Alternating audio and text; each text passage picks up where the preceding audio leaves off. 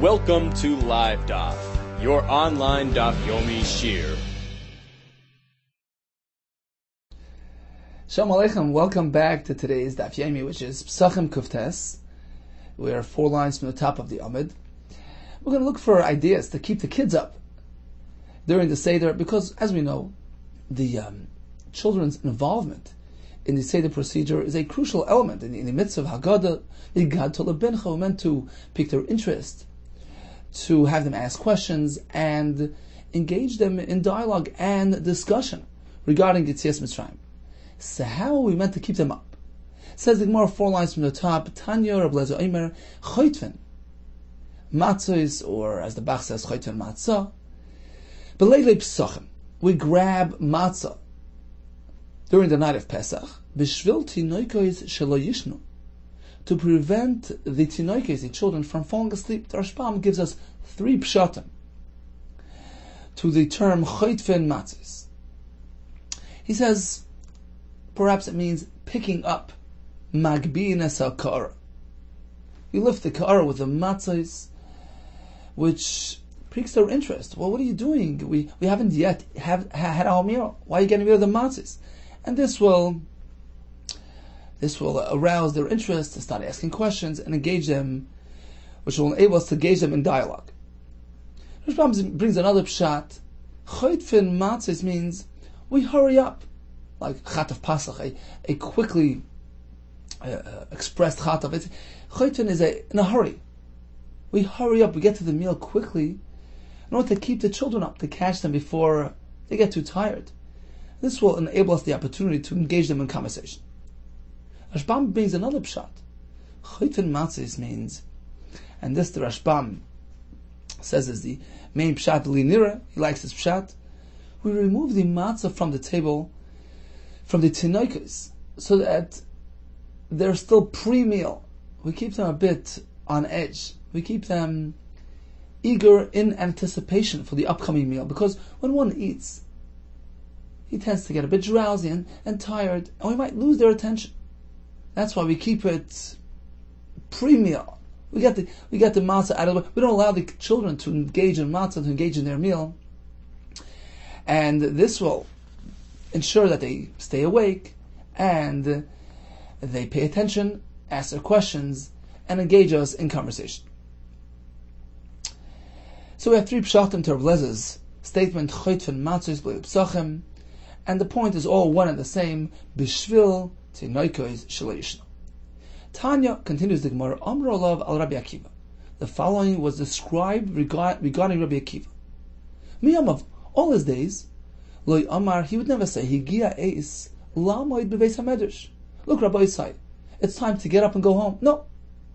You can learn as long as you want. He would never make that announcement, except for twice a year. Chutz ma'arev Pesachim, ve'erev Yom Kippurim, except for Erev Pesach and Erev Yom Kippur. Why? Ba'arev Pesachim, b'shvil tinoikos kedei shelo yishnu. On Erev Pesach, he hurried the men home so that, as the Rashbam says, they can put the kids to sleep, have them take their afternoon nap, which will ensure their alertness for the Seder night.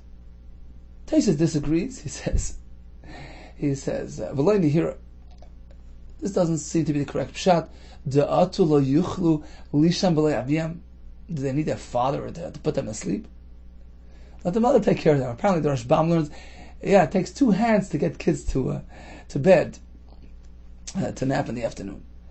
In any case, Taisus agrees with the second pshat of the Rashbam, that Rabbi Akiva was simply getting them out of the Beis Medrash at night before it got too late. It seems that they would linger around generally on Yom Tov instead of learn a little bit.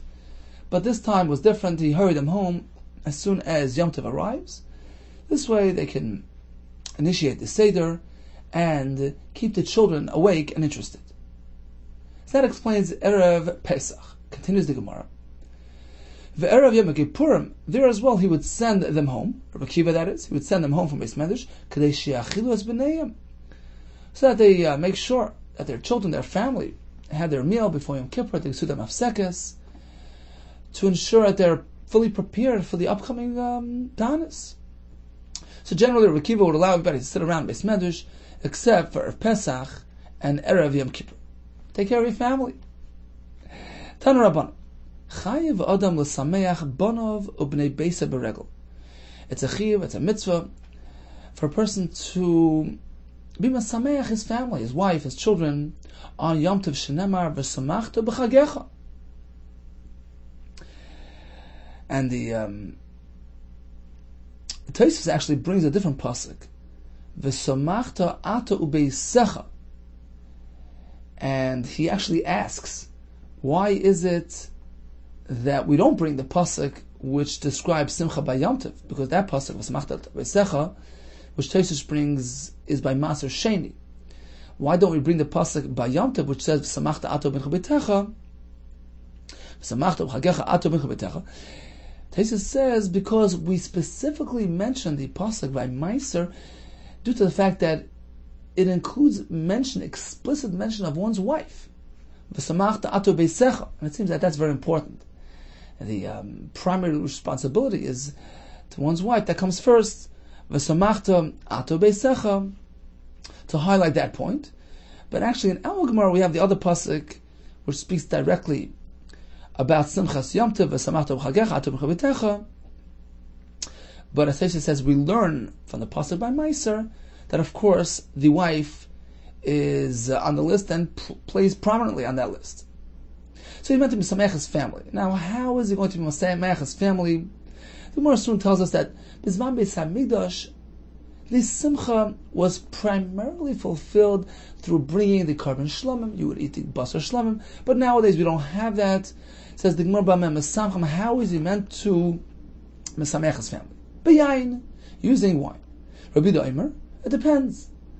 Depends what's appropriate for each class of people. Anoshim b'roilem, men, they enjoy wine, so yeah, wine is roilem is appropriate for them. V'noshim b'roilem, but when it comes to noshim, they don't necessarily have much benefit from wine. Therefore, the simcha is meant to be accomplished using something else. As the Gemara explains, anoshim b'roilem. What is roy for a man? Bayayin, we give them wine. V'noshim, b'mai ha'im misameach noshim taner of Yosef. It depends where you live. B'bavel, b'bigdei tzivoinin. In Bavel, we buy them colorful dresses. B'eretz Yisrael, bigdei pishtam, meguhatzin, Eretz Yisrael, we provide them with bigdei pishtam, flax, linen, clothing, meguhatzin, properly pressed, high quality clothing. L'kaved yantiv. Tanya B'divrei Meseira Omer. Bizman Beis Hamikdash Kayim. During the time of the Beis Hamikdash, ein simcha al b'basar, and some add the word shlamim. Simcha will be fulfilled with basar shlamim. This way you have basar and it's something that has immense spiritual value. It's a carbon. So you've incorporated your guf, your nefesh in that simcha. It's a comprehensive happiness.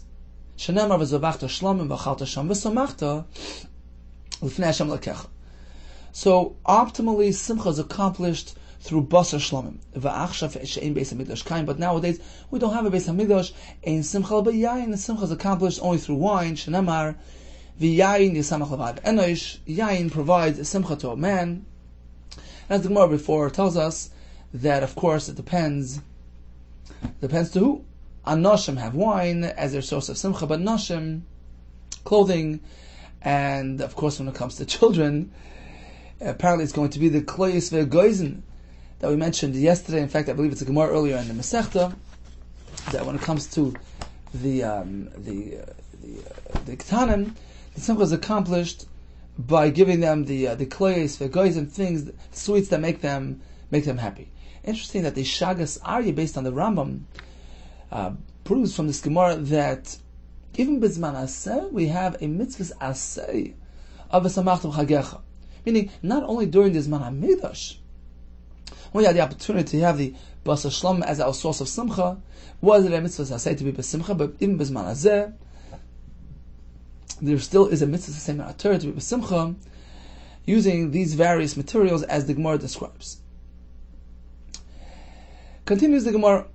Let's proceed to the Shir of Revi'is. We learned yesterday that the Dalet Koises need to contain a Shir or Revi'is, which is the volume equal to a quarter of a lug, revius halug. Now, how much is that? The Gemara will give us several formulas to figure it out. Amar Rabbi Yitzchak, kista. Kista was a measuring unit, a measuring cup. Dimurisa, which was used for murios, fish juice. So this measuring unit, the hava b'tzipori, which was used in the town of Tzipori, a city, he havas kimin luga de migdash. It contained the same amount. He havas, it was the same size as kimin luga de migdash, as the luga de Beis Hamikdash. Uba mesharon revishal Pesach, and therefore it can be easily used to measure the revius halug for Pesach, for the Dalet Koises. You take this kista, the murisa of Tzipori, which contains a lug, and you know a quarter of it is a revius halug. Rabbi Yechanan, another method is as follows. Tamnaisa. Tamnaisa was a certain type of measuring unit called a tuman. Tamnaisa kadmaisa. This ancient, this old tuman unit, measuring unit, the hava b'tiveria, which was used in Tveria, Havos Yisera was actually bigger, contained more alda than the current tuman measuring unit in use today. So they actually lessened the size of this tuman. So the old one was actually larger than today's. How much bigger was it? Riva. It was a quarter of a lug, bigger in size. Therefore can be easily used to be mishayr, to measure the revius halug for Pesach. Why? You take the old, larger measurement, you fill it up, and you spill it into the currently used tuman, which was a quarter of a lug smaller, and whatever is left in your larger tuman is a revius halug. Amar of Chizd, I'll give you another method of figuring out what is considered a revius halug of liquid. He's going to give us a space configuration. And liquid that enters that space, a space of that size, is a revius halug. It's going to be based on the size of a mikvah. Amar of Chizd, revius shal Torah. How do we know what is considered a revius when it comes to dinei Torah? Now, when do we need a revius for din Torah? Because kaishal yain for kiddush, for arba kaises, it's only the rabbanon. Rashbam brings several examples where you have a revius of liquid which is Torah mandated. For instance, a nazir who drinks a revius of wine gets malchus. A revius of oil used for the rikike nazir, for the karbanis. Or a revius dam for tuma. How do we know what a revius is? Amar Chizda, revius shal Torah etzba'ayim al etzba'ayim. Now the term etzba in our Gemara is in reference to the thumb finger.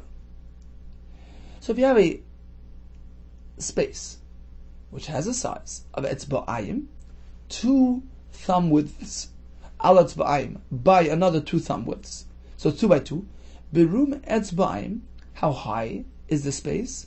2 etzba'is in height, v'chatzi etzba, another half of etzba, v'chayimish etzba, another fifth of a thumb, 2.7. So it's 2 by 2 in width and in length, and height is 2.2 etzba'is. You have such a cube, such a square, and the liquid that enters there is a revius halug. And this is going to be based on the size of the mikvah and the amount of liquid that we know fits into the mikvah. And by breaking down the mikvah size and the water content, it will result in this number, in this equation, that 2 by 2 by 2.7 contains a revius halug. Kedesanya, as we learned in the Brisa, the pasuk says, one who wears tamei, he's meant to go into a mikvah. How do we know in a mikvah? Maybe into a bathtub with mayim she'uven, with drawn water. How do we know it's meant to be naturally gathered water? V'rachatz b'mayim es kol b'sari. That's the pasuk. We learn from here a couple of halachas. the fact that the pasuk says he's meant to rinse himself with water, but not just rinse himself. It's called besari, his flesh. Of course, if he's in a mikveh, then he's in there, his flesh as well. Why does the pasuk have to stress the word called besari? We learn from here that a chatzitza is unacceptable. Shlo yehi davar chaytzeitz ben besar l'mayim. There can't be something forming a chatzitza barrier between the basar and the mayim. There needs to be direct contact. It's not enough that he enters the water, but there needs to be a direct connection, a direct contact between the basar and the mayim. That's what we learn from besari. Ba mayim. Why does the pasuk describe it as the known water instead of just b'mayim, in water? Why ba mayim, the known waters? We learn from here it needs to be b'mei mikvah, a natural ingathering of water, as opposed to drawn water mayim shuvim. As kol b'sarei, from the word kol, as kol b'sarei we learn mayim shekol gufay oilumen. The mikvah needs to be large enough and contains enough water that the individual can enter with kol b'sari completely as one, not just his hand and then his foot. Incrementally, it needs to be big enough to accommodate the entire person. Let's take a look at the Rashbam here. 4 lines from the bottom of the Yomit. Kedesani v'rachatz b'mayim es kol b'sari. B'mayim we learn b'mei mikvah. How do we see that from B'mayim? Says Rashbam, Mayim HaMiyuchadim, very specific and known waters, unique waters. Shenikvu mitchila ma'atzva. They gathered naturally.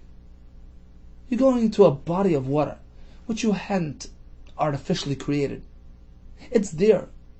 It's its own entity. It's B'mayim. Unique waters. But the likes of B'mayim, the fact is, the pasuk doesn't say, go into water, any water, B'mayim. The Mutish Uvim, this is coming to be made to exclude water which was drawn and brought here, gathered manually. He's going to bring now and be tovel. No, that's unacceptable. It needs to be a naturally occurring mikveh. From kol besari we learn, but the lokas of besari, the fact that the pasuk doesn't say just besari, rather kol besari we learn, mashma shekol gufay oilumen. The water needs to be large enough, big enough to accommodate the entire person. She'ena nira, that there's nothing protruding from the water. Elakule mechusban, rather is completely covered and enveloped by that water. V'kamahin, continues the Gemara. Okay, how much water? How big is the mikvah and how much water? V'kamahin, amal amma. The actual containment needs to be an amma by an amma long by an amma wide. Barum shalish amois, 3 amos in height. How do we get to that? Taisus explains, Chacham estimated that a person's size is an amma wide. His width is an amma. And we also give you an amma for the other direction, because the mid portion of a person can be an amma in size. So we give an amma by an amma wide, by an amma long, it's a square amma. Now as far as height, we determine it to be 3 amos. Taisus explains that although the koim of a person is 3 amos without his head, it's enough to have the mikveh be 3 amos in height. And he says that the actual containment, the kli, the area, is more than 3 amos in height. The water needs to only be 3 amos high, but the actual mikveh is higher than 3 amos. Maybe 4 amos. In which case, when a person enters, the water rises and will cover his head, which is higher, which protrudes beyond 3 amos. So that's why it's enough to have an amma by an amma, 3 amos high. When he enters that mikveh, the water rises and covers his head as well. So that's as far as the containment area, the actual size of the mikveh. How much water is going to be in that mikveh? B'shir Chacham estimated shir mei mikveh 40 sa. You need to have 40 sa to fill that containment, that hole of an amma by an amma, which is 3 amas in height. Now we'll have to use perhaps a bit of Emunas Chachamim here. The Rashbam, Rashi, Tosfos go into lengthy descriptions and how to achieve the desired results. How do we derive from this equation the fact that an amma by an amma with 3 ammas high will contain 40 saw? That leads us to the conclusion that 2 by 2 etzbois with 2.7 in height will contain a revius halug. According to some, it involves some geometry here, as you see in the diagrams in the Tosfos. Perhaps it's beyond the scope of our discussion here. Let's employ a little bit emunas chachamim.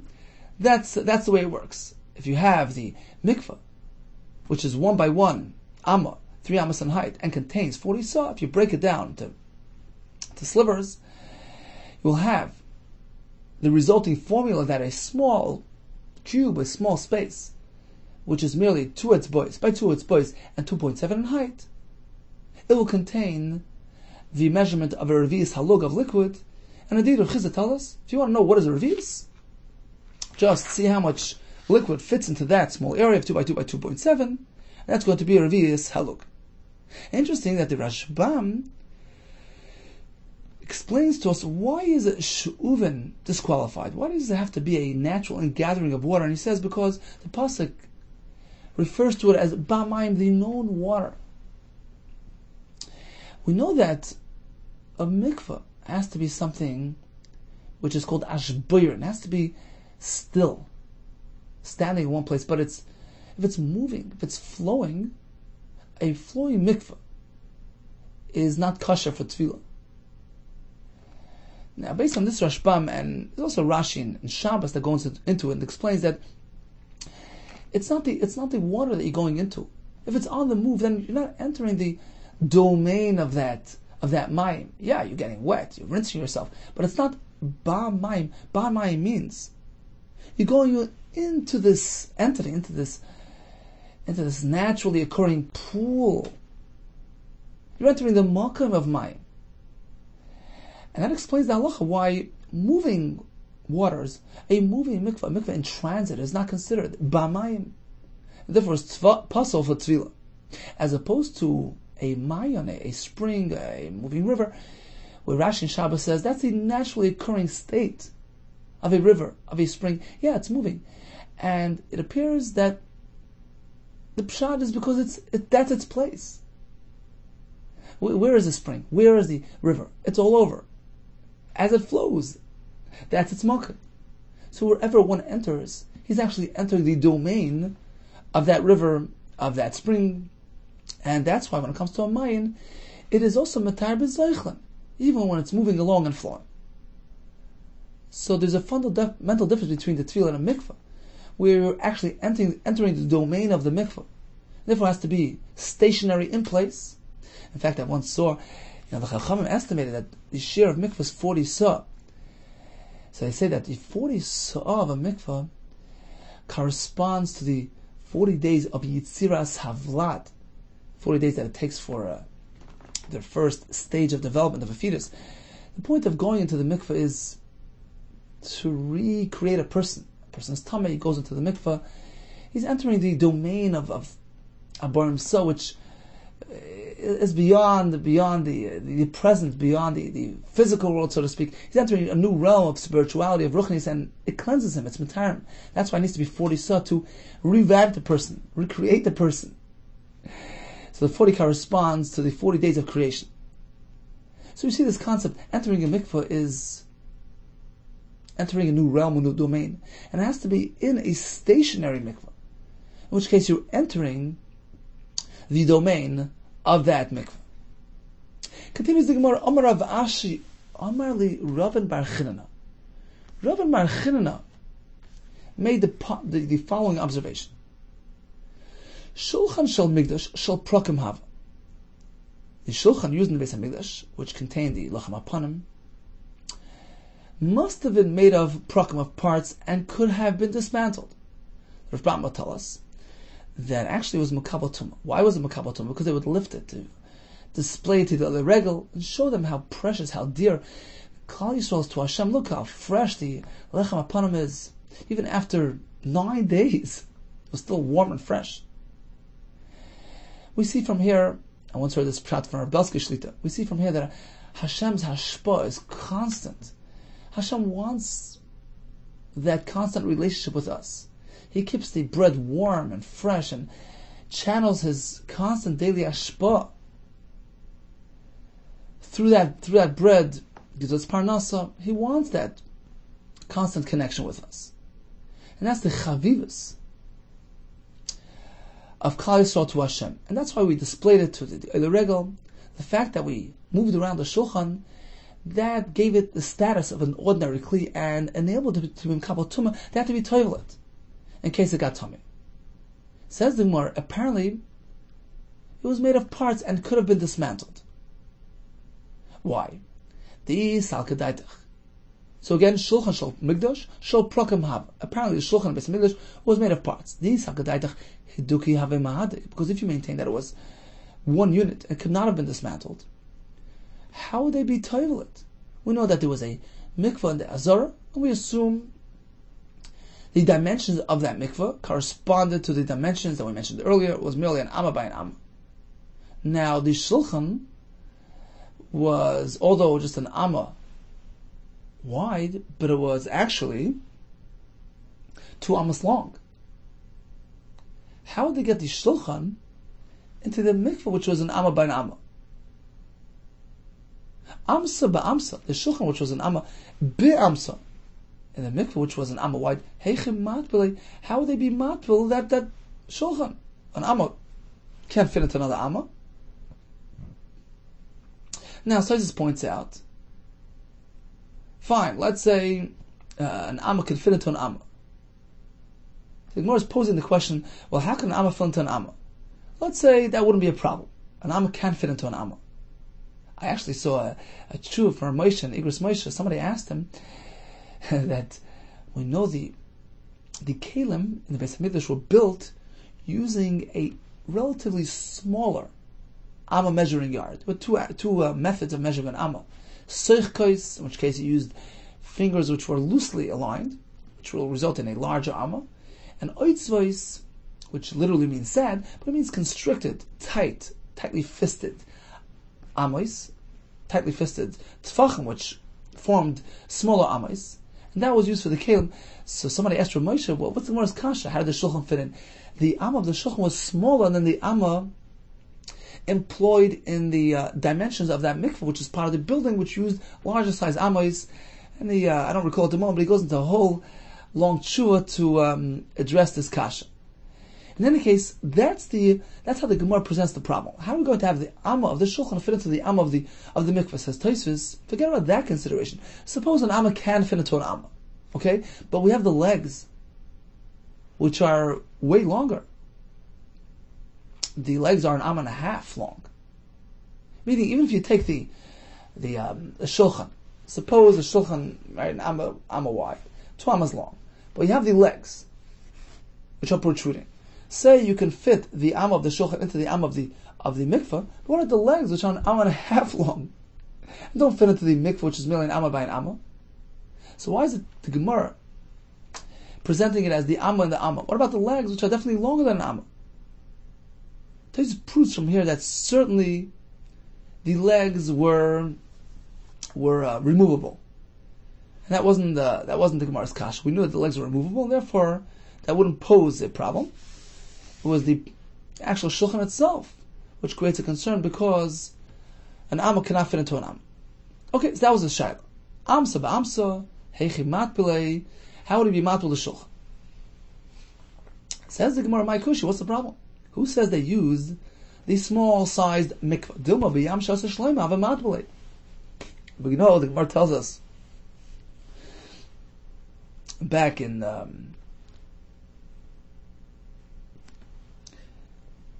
Erevin, based on the Psukim and Malachim, that Shlomo Melech built a pool.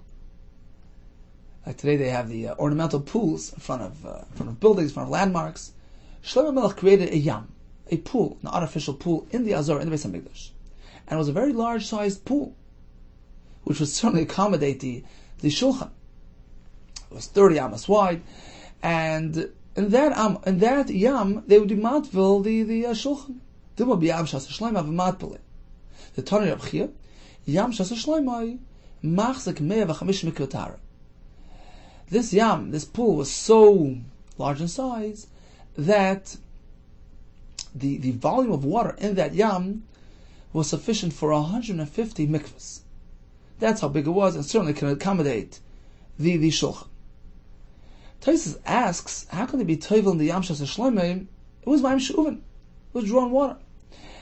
Tosfos says apparently there was some sort of drainage system. There was a hole. It was nakov, and it was connected to a stream, to a spring.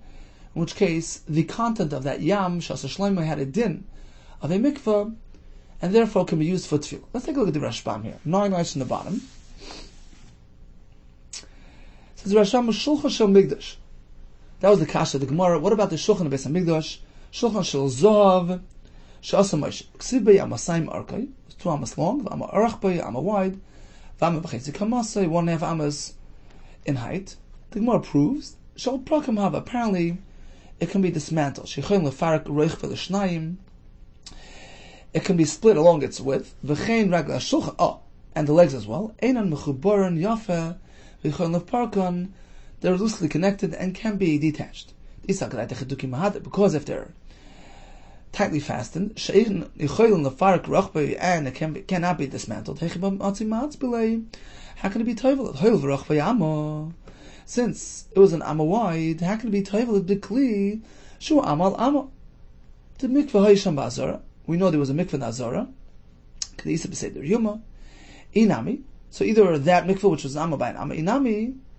Alternatively, they would be toivel ba'amas hamayim ba'azara, in that stream called the amas hamayim, sheba matbilin klei sharas shenitmu, which was used for a mikvah for the klei sharas, v'oiser chava amma, and it was an amma wide. V'alshem kach nikras amma. That's exactly why it was called an amma, because of its width. Because it's not elu elu misavim ba'amma. The Gemara is speaking about the dam over there, which was sent into this drainage system to the amma, and it's called an amma because it was an amma wide. Rashi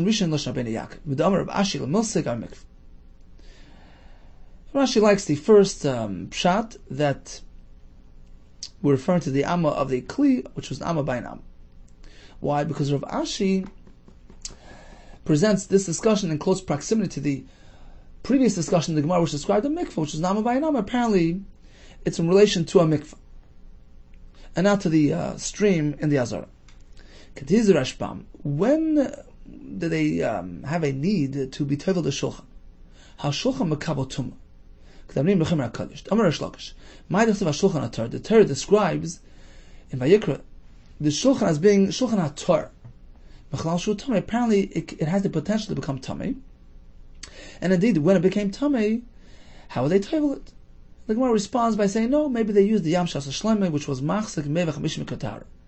Mesechus Erevin Meshfarish Minolan. The Gemara there explains how exactly we arrived at the shear of 150 mikvahs for this yam she'asa shleima.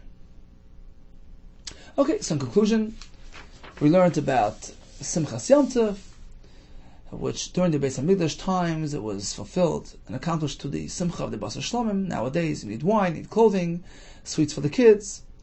We proceeded with the Shir Revius, and Gemara gave us 3 ways to be Mishayir Shir Revius, and the last and final one by breaking down the mikvah into sliverines, which gives us the formula of 2 by 2 etzbois by 2.7, which contains Shir Revius Halug.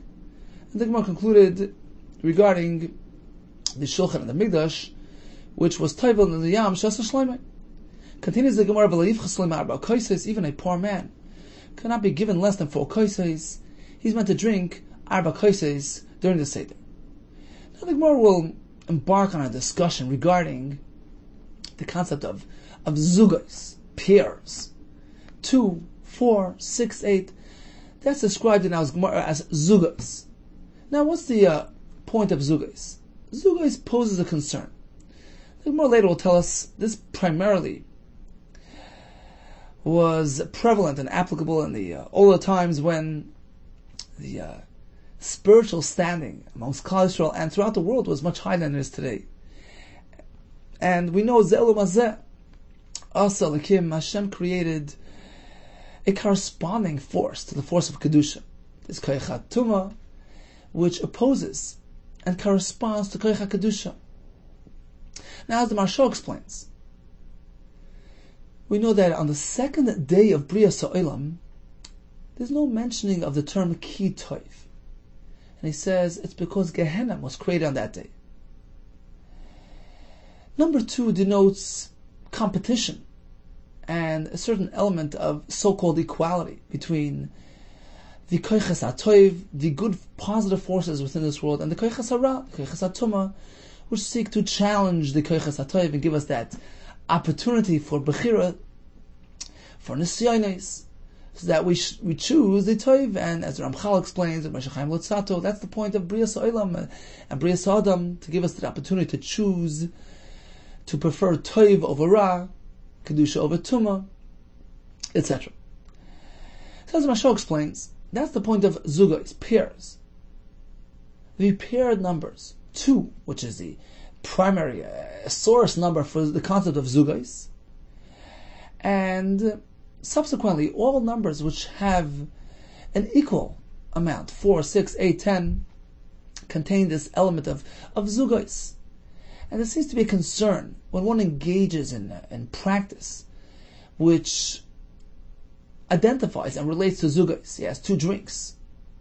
He has 2 dishes of some food. It's double. It's 2, it's 4, it's 6, it's 8. That avails him in some degree to the Koiches HaRa, makes him susceptible and open to influence of the Koiches HaRa in the world. And it's meant to be careful not to give them the opportunity to pounce on him. So that's the upcoming Gemara. Zugos is discouraged, but the Gemara later will tell us that as the generations proceeded and there was a spiritual degeneration, likewise it had a weakening effect on the Koiches HaRa in the world, and we're not really so concerned with the Zugos, with the Shedim and the Mazikim and the Kishuf, which used to be very empowered through this concept of Zugos. Says the Gemara, at a minimum, even an ani must have 4 koises of wine. Says the Gemara, how would the Rabbanon establish a din, a halacha, which is Zugos? It's 4. How could the Chacham establish a takana, a din, 4 koises, which is something midi the asibah de sakana, something which can result in sakana, in personal danger and hazard. V'atanya lo yochel adam trei, a person should not drink 2 cups of wine, 2 drinks. V'lo yochel adam trei, he should not eat double. V'lo yishte trei, nor he should drink double. V'lo yikanech trei, or wipe himself twice in the Beis HaKisah, v'lo yaseh trochav trei, and engage in double tashmish, because that is the concept of Zugos, which can make him susceptible to the Shedim, to Mazikim in the world. So why is it that the Chachamim masakin 4 koises, which is Zugos? It's an even number. They will give us 3 tiruts. Av Rachman Amakro, Leil Shimurim. The Torah describes the night of Yitzias Mitzrayim as Leil Shimurim, a night where Klal Yisrael is safe and secure. Leil HaMeshumur Uba Min HaMazikim. It's a night that Hashem exhibits a special shmira, and Klal Yisrael was safe from all the mazikim, all dangers, physical as well as spiritual. Therefore, there's no concern about drinking 4 cases of wine on the night of Yitzias Mitzrayim. Rava Amar, Kois Shal Bracha Mitztaraf L'Toiva Ve'ena Mitztaraf L'Ra. He says like this: the 3 cases of Yain Pesach night are as follows. The first kos is Kiddush, the second one is by the Haggadah, the third one is Kos Shal Bracha, a Brachas HaMazon. Says Rava, the third kos, Kos Shal Bracha, Brachas HaMazon, can only do good. It can't do bad. It is only mitzaref l'toiva. Suppose one already drank two drinks during his meal, and he had that additional kosher bracha at the end of the meal, it's number 3. It's going to change the equation from 2 to 3, turn it from an even to an odd, which makes him safe and sound from the mazik. Kosher bracha can only come to add benefit, but it can't detract. It can't be mitzdarf l'ra, such as in the case of the dalat kosis. If you factor in the kosher bracha into the total amount, we'll have 4. No, it won't have that detrimental effect. Kosher bracha, it's inherently good. It only has a positive effect, not a negative effect. Kosher bracha mitzdarf l'toiva, ve'ena mitzdarf l'ra, in which case, even though he actually drank 4 kosis at night, but being that one of them was the kosher bracha, it is not reckoned as part of the equation, and it's as though he only drank 3, in which case he's protected from the evil forces. Ravina Amar, he says another teretz, Arba kasi tikkun rabbanan derech.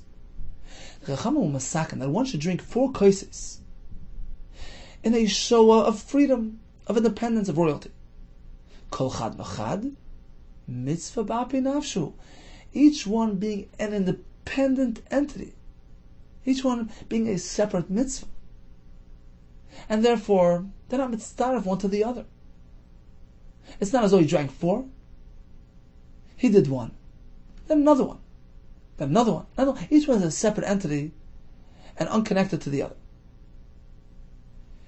Interesting that the Rif says, based on this Gemara, we say a separate bracha of hagafan on each kos, because each one is a separate mitzvah. Generally, 1 hagafan suffices for all drinks throughout the meal, but since over here each kos is a separate, independent entity, it requires a special bracha hagafan, each one individually. The Rashash adds a chiddush. He says, based on this Gemara, suppose a person only has enough wine supply for 3 koses, or for 2. Shall we say, well, just like tzitzis, it's either all or nothing. Either you have 4 tzitzis, or it's nothing, it's 1 mitzvah. And therefore he should not engage at all. Or shall we say, well, each one is a separate mitzvah, whatever you can do, grab. Says Rashash, yes. The Gemara tells each one is a separate mitzvah. If he has 1, he has 2, he has 3, he should drink them and mekayim at least that part of the mitzvah. So the kasha was hakal chacham b'mesaken a takana, which involves an equal number. You have 3 terutzim, leil shimurim. The kosher bracha is not mitzvah, so only have really 3, or it's really 4 individual separate mitzvahs. Continues the Gemara. Lo yaseh tzroch of tzrei. The Gemara before it gives us examples of zugais. A person should not eat 2, drink 2, or engage in double tashmish. Says the Gemara, what's the concern there? Nimlachu. Let's see the Rashbam here. If we drop down to the Rashbam, okay, the first line was mitzvah ampe nafshi, that explained the 4 koses. Since they're all separate in mitzvahs, they're not mitzvah. Then the Gemara described the lo yaseh tzroch of tzrei, double tashmish. What's the concern? He's nimlach. Explains the Rashbam, nimlachu. The tashmish rishon gomer bi'asoi. Ubatal tavasoi. Once he's done the first tashmish, it's done and over with. Experience is finished. And even if he chooses to proceed with another one, it's not what he had in mind initially. It's a separate experience. It doesn't connect and relate to the first one. It's not considered a pair. So why is that concerned? Amar Abaye continues the Gemara. Amar Abaye hachikamar. You're right. That's not a concern. Rather, the Brisa meant as follows: Lo yoichal trei. A person should not have a double achila, 2 pieces of kugel, v'yisha trei, or double drink. And when he's in that state, suppose he did have a double drink, and now he was engaged in zugais, he's now susceptible to the influence of the shadim. Now he should be careful. He shouldn't even engage in one time tashmish, because the tashmish experience can weaken a person. Dilma cholish, perhaps he'll get weak umisra. And the fact that he's physically weak, it may avail him to the influence of the mazikim. The fact that he had previously engaged in zugais, he had a double achila, double shtia, they're waiting to pounce on him, and now, when he engages in relations which weakens the person physically, the mazikim pounce upon him and can harm him, and can mazik him on account of the zugais that he ate previously. But the double tashmish on its own does not pose a concern. Okay, time for a brief chazar. We began with the tinoikis. which we're trying to keep alert and awake during the Leila Pesach, to engage them in conversation and discussion. Gemara gives us several methods. Chayt for matzos. Rashbam gives us 3 pshatim. You pick up the matzah to create that interest in the procedure, what's going on, why lifting the matzah, and they'll begin asking questions. Or we hurry up to the meal to keep them awake, lest they fall asleep, or we keep them from eating. This will keep them on edge and in anticipation for the meal, and they say the procedure. We learned that Rabbi Akiva would send home the fathers from Beis Medrash to make sure that the kids remain awake for the Seder, and also are properly fed for Yom Kippur. We learned about Simchas Yonta, which is a mitzvah, Asema D'Oraisa, to samech one's wife and one's family. B'zman hazeh, we use methods which are appropriate per segment population, per segment of population, meaning yain for men, clothing for women, and sweets for children. We learned about the Shir Revius and how to arrive at the measurement of Revius. We learned about the mikveh and the Beis Hamikdash, and concluded that there's no concern about zugas. When it comes to Dal Koises, Lal Shimurim, Kosher Bracha is not mitzvah to the total number, or each one of the Dal Koises is considered a separate, independent entity, in which case there's no concern of an equal number. Much hatzlacha and be well.